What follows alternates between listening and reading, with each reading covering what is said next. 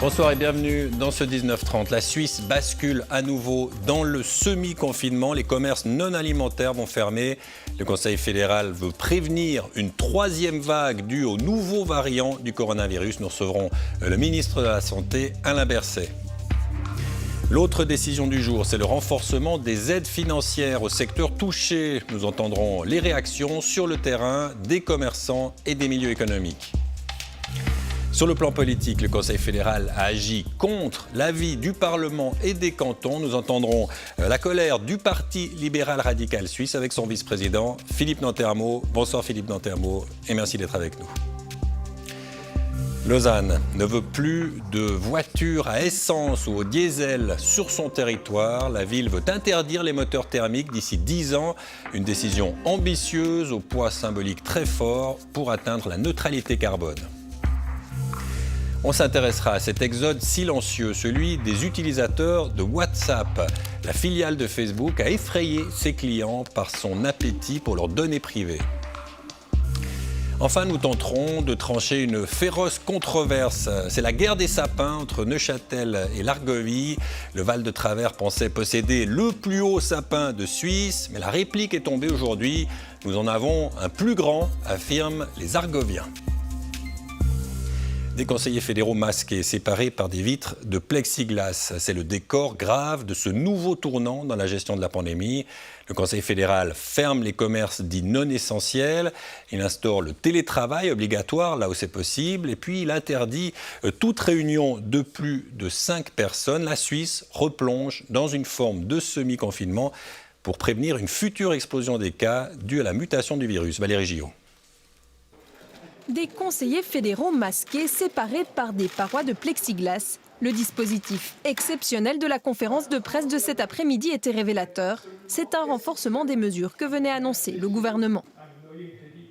Nous constatons le développement rapide dans notre pays d'une mutation du virus et nous estimons que le nombre de cas avec cette mutation double actuellement chaque semaine avec les mesures que nous connaissons et nous conduit en février prochain à une troisième vague plus forte que les 2 premières que nous avons connues.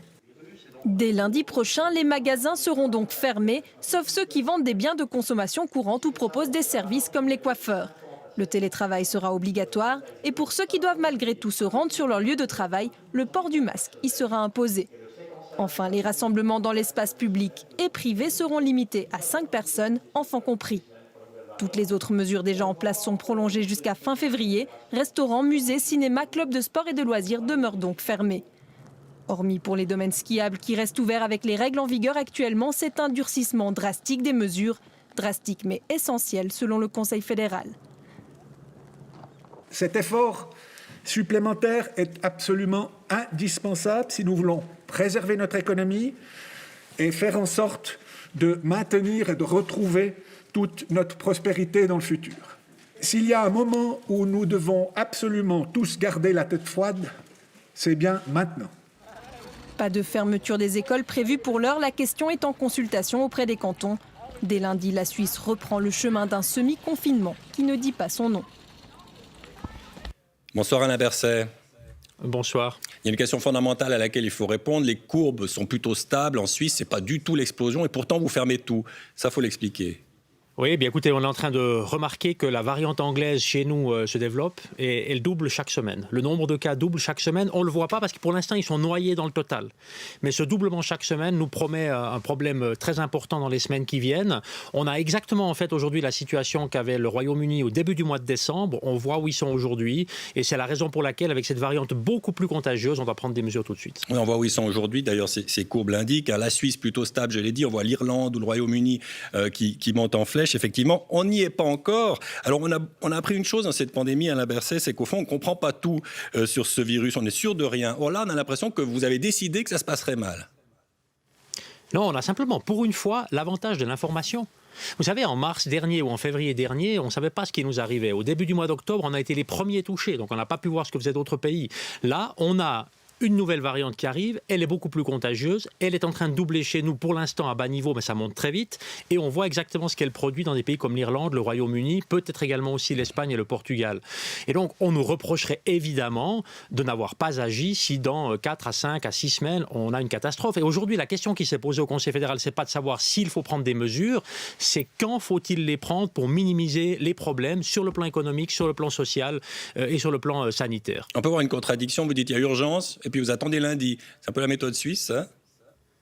Écoutez, il y a urgence, mais j'ai dit on a quelques semaines d'avance. Donc on peut attendre 4 jours, on peut laisser au magasin le temps de le faire dans le bon ordre. C'était l'occasion aussi d'annoncer aujourd'hui une forte extension des soutiens économiques. Je crois que ça fait longtemps que c'était attendu pour toutes celles et ceux qui en ont besoin. Il faut le dire ici, les magasins, les restaurants, les centres culturels, les institutions culturelles, les institutions de temps libre ne sont pas responsables, ne sont pas fautifs de ce qui arrive. Simplement, ce sont des endroits où les gens se rencontrent et nous devons aujourd'hui, pour éviter une situation très difficile dans notre pays, une troisième vague qui pourrait nous toucher brutalement. Nous devons prendre des mesures aujourd'hui, mais il faut en même temps évidemment que ces institutions sachent qu'elles seront bien soutenues durant cette période. Alain Berset, vous prenez cette décision contre l'avis de commissions parlementaires, contre l'avis de la plupart des cantons aussi. Vous avez repris les pleins pouvoirs sans le dire, au fond ? La différence peut-être avec les cantons ou les commissions parlementaires, c'est qu'alors qu'ils se sont confrontés, qu'ils se sont penchés sur nos propositions, ils n'avaient pas encore l'information sur, dans le fond, la forte diffusion de la variante anglaise du virus dans notre pays. C'est encore à assez bas niveau, mais ça monte très vite. Hein. Ça double chaque semaine avec les mesures que nous avons aujourd'hui. Et ça, on peut simplement pas se le permettre, raison pour laquelle le Conseil fédéral a pris aujourd'hui ses responsabilités. Et je vous le redis, ça doit nous permettre non pas de créer des problèmes, mais au contraire de les minimiser, aussi les problèmes économiques pour la société et pour la santé pour les prochaines semaines. Merci, monsieur le conseiller fédéral. On vous dit bonne année, quand même. Pareillement, oui. Merci à vous aussi. On espère qu'elle sera meilleure que la précédente. Elle commence un peu difficilement, mais je crois que nous allons trouver un bon chemin. Merci. Alain Berset qui était enregistré il y a quelques minutes. 2021 apportait l'espoir d'un renouveau après une année marquée par la pandémie, mais cette fermeture des commerces est une première depuis le mois de mars dernier. Les commerçants accueillent la décision avec un certain fatalisme. Anouk Pernet, Clémence von Linten, Melchior Oberson. Il se pensait un peu plus à l'abri d'une fermeture que les restaurateurs. Mais pour ce gérant de librairie et magasin de jeux, ce retour à la case départ n'est pas non plus une totale surprise. Et loin de la colère triste du premier semi-confinement, l'heure est désormais à la résignation. Moi, je m'y attendais un petit peu. Je dois dire qu'en pensant à ce nouveau virus qui est en train d'envahir la Suisse, peut-être que cette fois, nos politiciens ont pris de l'avance et puis on devient un peu plus fataliste, il me semble. C'est qu'en près d'un an, même les plus réticents ont désormais développé un système de vente en ligne. Des magasins vides donc, mais pas forcément à l'arrêt. Pour les grandes enseignes, la perte de chiffre d'affaires s'annonce néanmoins substantielle. Et c'est un coup dur, hein, même si c'est une décision qu'on accepte, mais avec les difficultés que ça entraîne au niveau opérationnel et économique, bien sûr. C'est finalement du côté de la clientèle que les mots sont les plus durs, entre exaspération, situation confuse et surtout sans fin. Je ne suis pas particulièrement d'accord avec ce genre de mesures, déjà sur le plan économique, hein, avec des inquiétudes quand même extrêmement importantes concernant les risques de faillite. Moi, je trouve qu'ils font trop de détails avec ce corona et ainsi de suite. Ils ferment ou ils ferment pas. Ça fait un peu les montagnes russes, quoi. Les entreprises devraient également profiter d'un assouplissement des règles en matière d'aide financière. Il sera notamment moins compliqué de prouver que l'on fait partie des cas de rigueur. Bonsoir Philippe Nantermo, vous êtes le vice-président du Parti libéral radical suisse. On l'a dit, hein, les parlementaires, une commission parlementaire, les cantons étaient opposés à ces restrictions du Conseil fédéral. Elles vous ont surpris ? Ouais, elles sont surtout déçues par leur nature. Elles sont difficiles à comprendre les unes par rapport aux autres. Il y a 10 jours, on décidait d'interdire l'ouverture des magasins le dimanche, de fermer les stations-service à 19h. Maintenant, c'est plus du tout à l'ordre du jour. On revient en arrière là-dessus. On ferme d'autres commerces. On ne comprend pas vraiment comment on distingue les commerces qui offrent du service de ceux qui ne le font pas. Il y a un certain arbitraire entre ceux qui subissent des mesures et ceux qui ne les subissent pas. Et on ne comprend pas tout à fait comment on veut atteindre le virus avec cela. Et ce qu'on attend surtout maintenant, c'est un plan de sortie de cette crise, parce qu'on a le moyen d'en sortir, il s'appelle le vaccin, et malheureusement le Conseil fédéral ne s'est pas du tout exprimé sur cette question-là aujourd'hui. Philippe Nantermo, on a beaucoup reproché au Conseil fédéral de réagir trop tard, là il prévient au fond, est-ce que ça c'est pas positif ?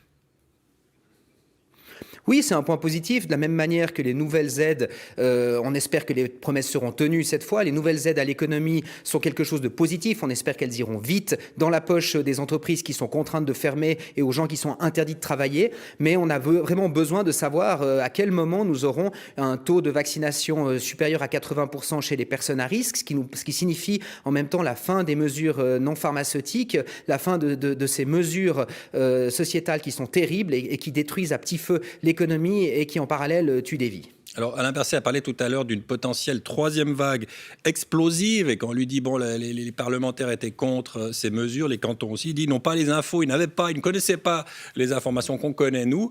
On n'avait pas les infos, au fond. C'est peut-être le cas, c'est un peu dommageable. On a remarqué depuis le début de la crise qu'il y avait quand même une certaine rétention d'informations de la part de la Confédération. Les statistiques ne sont pas à jour, elles ne correspondent jamais entre ce que les cantons donnent, ce que la Confédération donne.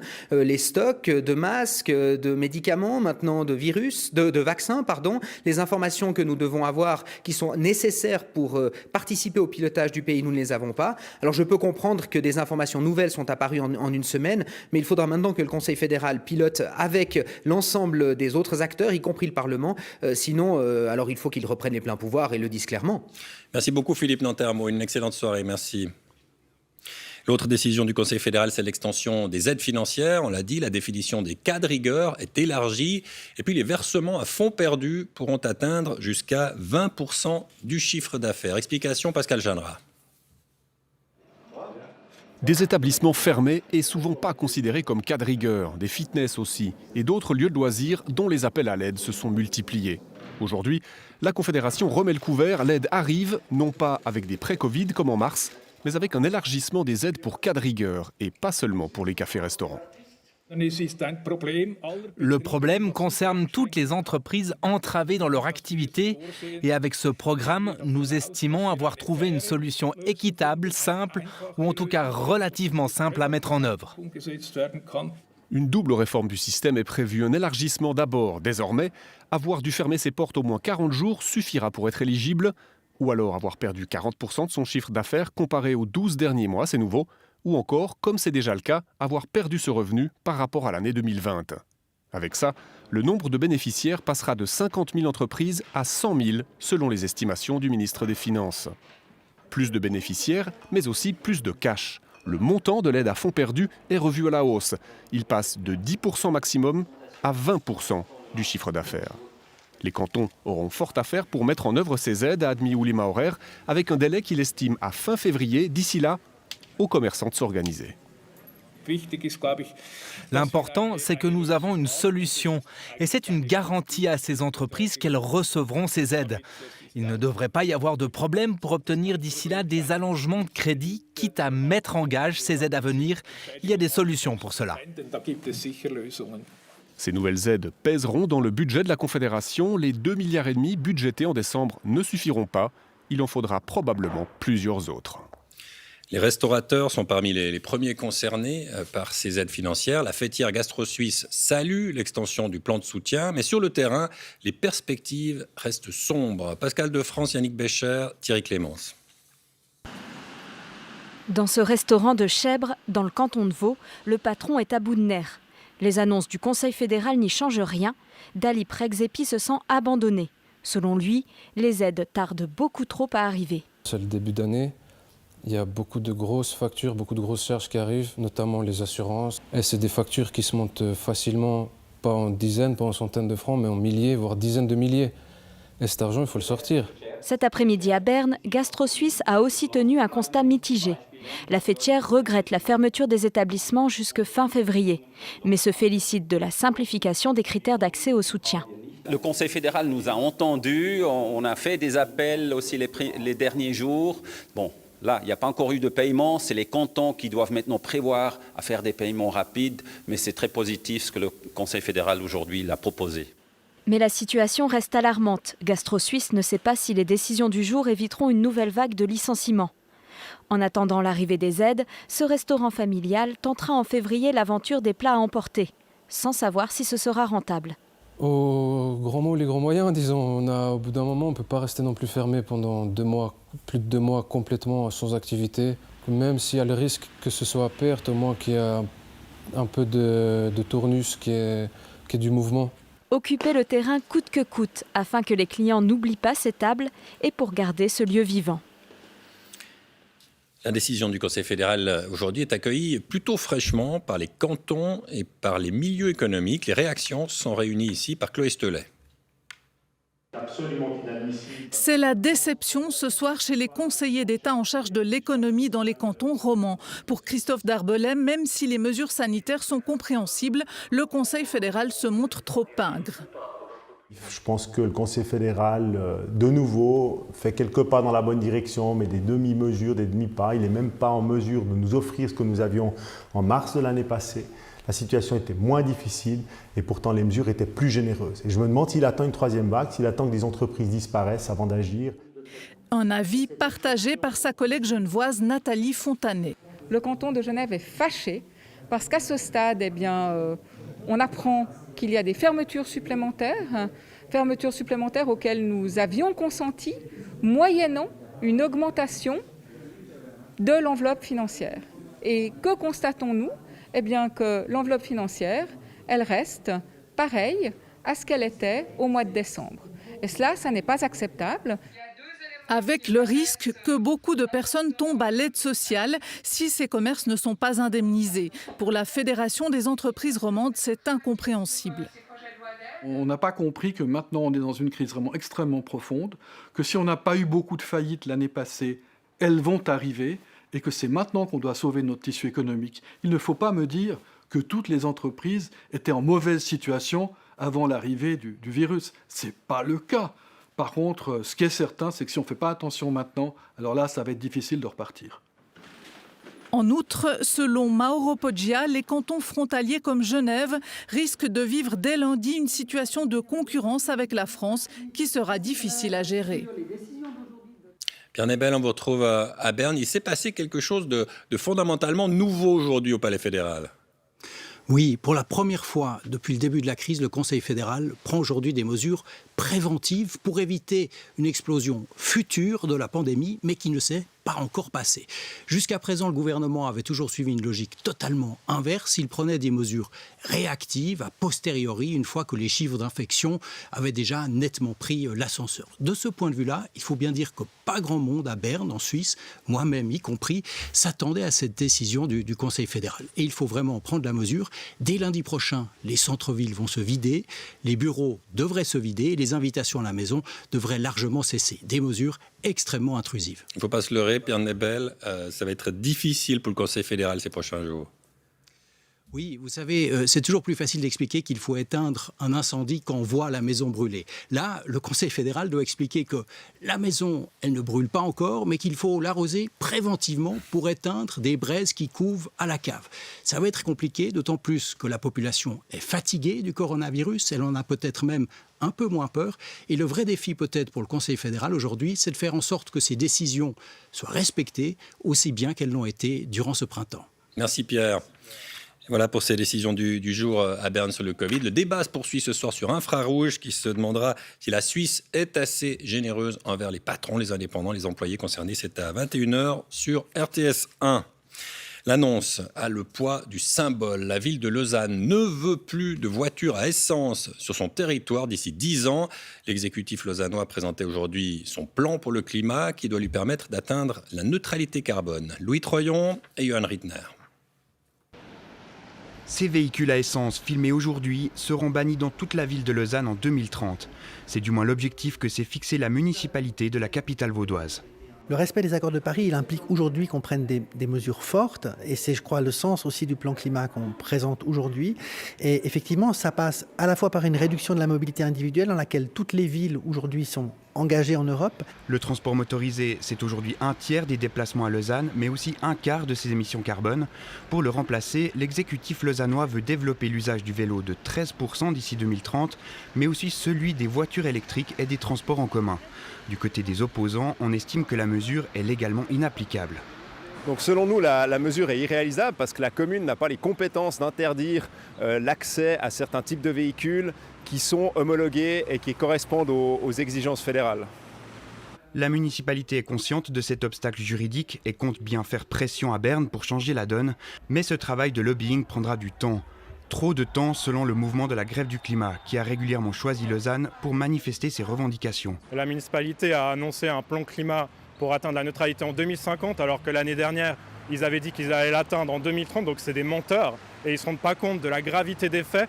Toutes les mesures qui sont proposées, en plus sur le long terme, elles n'aident pas du tout, elles ne prennent pas en considération l'ampleur du défi. Donc effectivement, nous, on n'est pas là pour dire oui merci, on va faire 3 pas. Aujourd'hui, il faut faire des bonds, il faut commencer à courir, sinon c'est perdu. Mesure ambitieuse pour certains, trop timide pour d'autres. Un plan climat qui nécessitera plusieurs milliards d'investissements et qui pourrait faire de Lausanne la première ville sans véhicule à essence de notre pays. Aux États-Unis, cette nouvelle qui pourrait être un tournant décisif pour le destin de Donald Trump. Selon plusieurs médias américains, le leader des républicains au Sénat, le puissant Mitch McConnell, serait favorable à la destitution du président Trump. La nouvelle n'est pas confirmée. Si elle se confirmait, elle pourrait provoquer la fin du parcours politique de Donald Trump. Mais on n'en est pas encore là. Gaspard Kuhn. La Chambre des représentants réunie aujourd'hui pour une deuxième procédure d'impeachment contre le président Donald Trump après l'attaque du Capitole la semaine dernière. La question centrale, a-t-il encouragé les manifestants ? L'acte d'accusation préparé par les démocrates décrit une incitation à l'insurrection. Le vice-président Mike Pence a refusé d'invoquer le 25e amendement. Dans une lettre publiée hier, il appelle au calme. Je demande instamment à chaque membre du Congrès d'éviter des actions qui pourraient davantage diviser et enflammer les passions du moment. Mais les démocrates veulent un impeachment à une semaine de la fin du mandat. Les actions du président démontrent son incapacité absolue à exercer les pouvoirs les plus basiques et élémentaires. C'est pourquoi le président doit être démis de ses fonctions immédiatement. Chez les Républicains, c'est un autre argument qui est avancé. Regardons en avant, pas en arrière.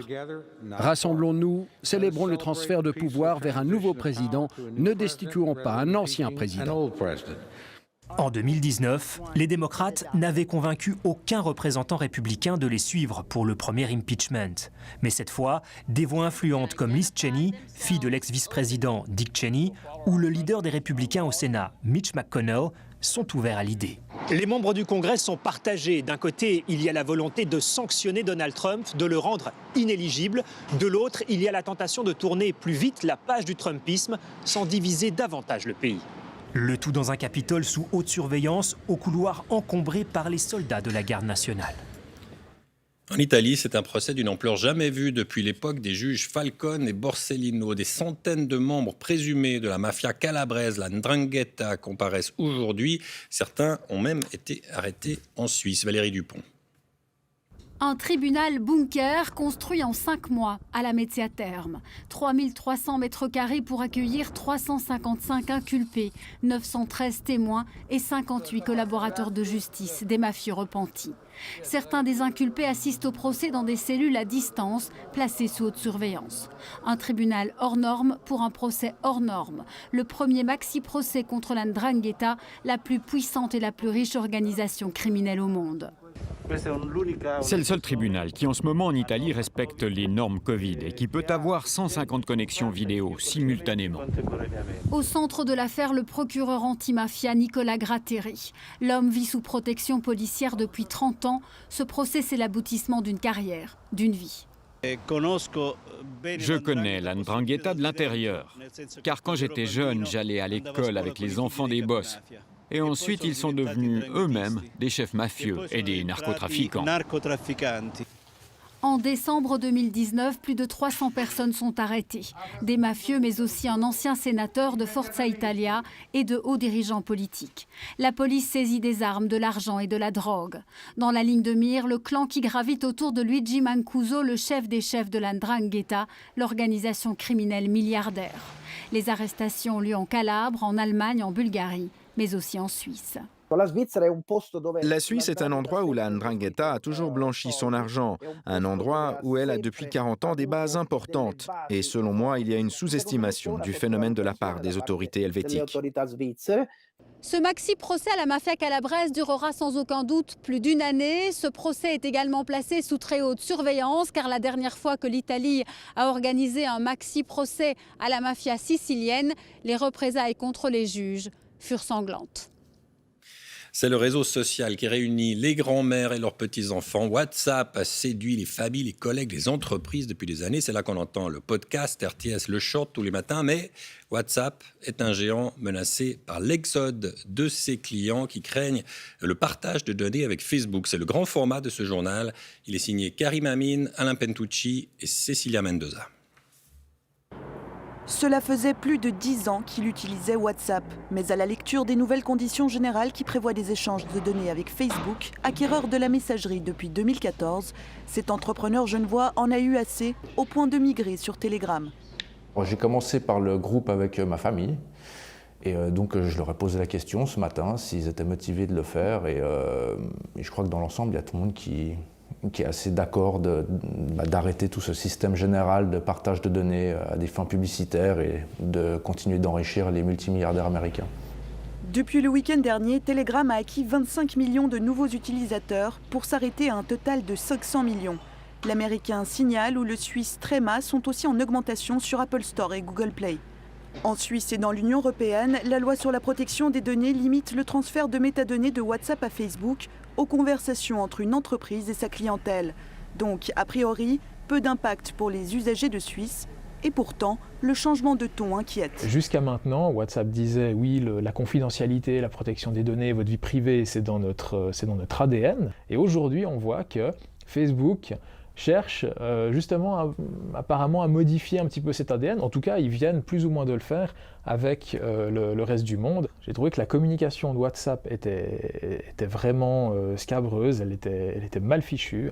On ne comprend pas exactement qu'est-ce qu'ils veulent faire.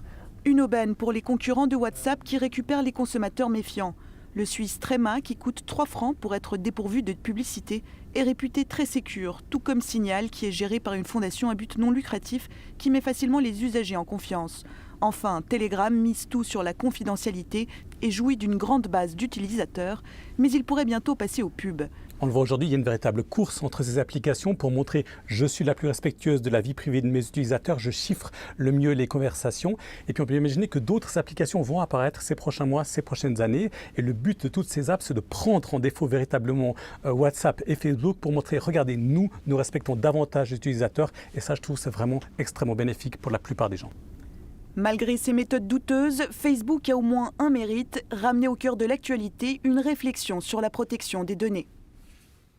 L'histoire d'un succès économique spectaculaire maintenant. Il se joue dans la broye fribourgeoise où l'entreprise Medistri voit ses activités exploser durant cette pandémie. Elle stérilise chaque jour des centaines de milliers de fioles destinées au vaccin contre le Covid. Lisa Rerich, Agnès Fedak et Gabriel Devec.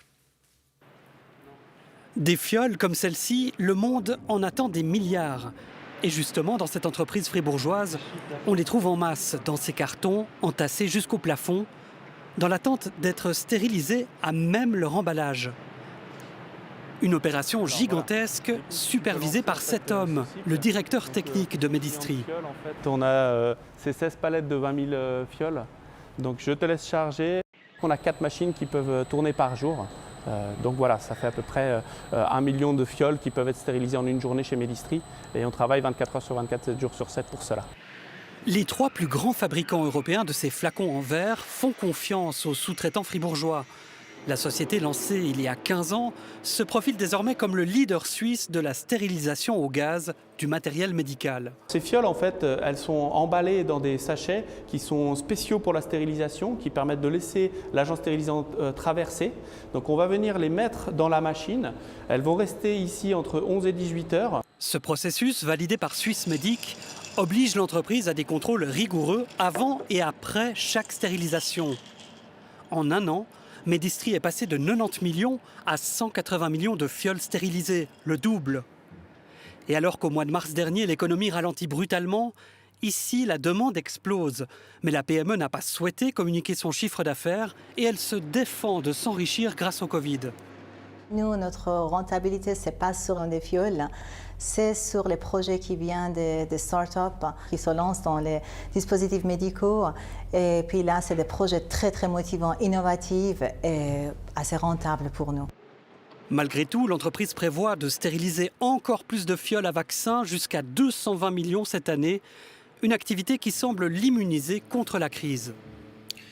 La commune de Prangin, dans le canton de Vaud, a reçu le prix Wacker 2021, une distinction prestigieuse qui récompense sa politique urbanistique. Serge Méria, Yvan Thorimbert et Yannick Bacher sont allés sur place mesurer les conséquences d'un tel prix. La commune de Prangin décroche le prix Wacker. Depuis 1972, Patrimoine Suisse récompense ainsi chaque année des villes et villages dotés d'un urbanisme de grande qualité. Ce prix représente quelque chose d'extrêmement important pour notre commune. C'est la justification que finalement nous sommes dans la bonne direction. Ce prix récompense en effet une politique d'aménagement du territoire menée depuis près d'une vingtaine d'années. Celle-ci a su valoriser son patrimoine bâti historique et son patrimoine naturel. C'est justement comment une commune d'une taille plus petite dans une zone d'agglomération peut garder son identité et garder comme ça aussi son autonomie et créer des qualités d'espace sans devenir justement une cité dortoir. Avec cette distinction, la commune de Prangin espère aussi attirer de nouveaux visiteurs. Par expérience et statistiquement, ce prix peut attirer une clientèle de visiteurs potentiels. Ça a été le cas dans quelques communes ou villes qui ont obtenu ce prix. Et en 2006, par exemple, Delémont avait reçu le prix Wacker pour ses différents travaux de réaménagement du patrimoine et sa stratégie d'aménagement du territoire. Pour la ville, ce prix est plus qu'une simple récompense. Ce prix n'a jamais été considéré comme un aboutissement et résultat, mais au contraire comme un levier qui devait nous permettre de poursuivre les politiques qui avaient été engagées, de les renforcer puis de les améliorer encore plus. Mais d'une manière générale, au niveau touristique, on a constaté aussi un fort afflux de visiteurs en 2006. Et encore actuellement, on l'a vu surtout cet été en période Covid, beaucoup de personnes mettent sur leur liste les villes du prix Wacker pour les parcourir lors des déplacements en Suisse. Depuis 20 ans, l'attention portée sur l'urbanisme ne cesse de croître et le prix Wacker se fait l'écho de cette prise de conscience. Appelons ça le Sapingraben. Il sépare les cantons de Neuchâtel et d'Argovie. La commune neuchâteloise de Val-de-Travers annonçait la semaine dernière détenir le record de l'arbre le plus grand de Suisse, 58 mètres de hauteur. Mais l'annonce a provoqué l'outrage en Argovie où les médias répliquent que le record serait alémanique. C'est l'enquête arboricole de Théo Janet. On vous l'annonçait jeudi dernier, un record neuchâtelois. Le sapin président, 58,2 mètres précisément, ça vient d'être confirmé. L'arbre le plus haut de Suisse, dans le Val-de-Travers. C'est juste énorme, quoi. Déjà le diamètre, et puis après surtout ce fût. La commune de Val-de-Travers l'annonçait fièrement. Le sapin président des forêts de Couvet est désormais considéré comme le plus grand arbre du pays. Mais hier, retournement de situation, le conifère neuchâtelois ne serait pas le plus grand arbre de Suisse. Le jugement de la télévision argovienne est sans appel. C'est bien qu'ils se réjouissent de leur soi-disant arbre record, mais le nôtre est plus grand. L'arbre mesure 62 mètres de haut. C'est le plus grand d'Argovie et même probablement de Suisse. 58 mètres au Val-de-Travers, 62 mètres à Grenieren. La bataille est de taille, mais tous deux ne jouent pas dans la même catégorie. Sapin blanc contre sapin de Douglas, une essence visiblement pas prise en compte par la commune de Val-de-Travers. On a pris les contacts nécessaires avec le centre de compétences de Lys. C'est vrai qu'on n'est pas allé mesurer chaque arbre du pays. On partait du principe que le centre qui fait autorité en la matière, si lui-même n'était pas au courant, c'était compliqué pour qu'une commune comme la nôtre le soit. Dénouement insoupçonné pour cette affaire, le sapin président conserverait son titre de plus grand sapin blanc. Mais le Douglas, importé d'Amérique, atteint des sommets inégalés par les espèces indigènes. Le plus grand arbre de Suisse n'est donc pas neuchâtelois, mais argovien, du moins jusqu'à ce qu'un autre conifère sorte du bois. C'est la fin de ce journal. Merci de l'avoir suivi. À suivre la météo de Philippe Jeanneret, et puis le dernier épisode des très beaux documentaires sur la Suisse de nuit. Et puis, pour terminer, évidemment, à 21h, on en a parlé, le débat d'Infrarouge sur les aides Covid. Excellente soirée sur la RTS et à demain.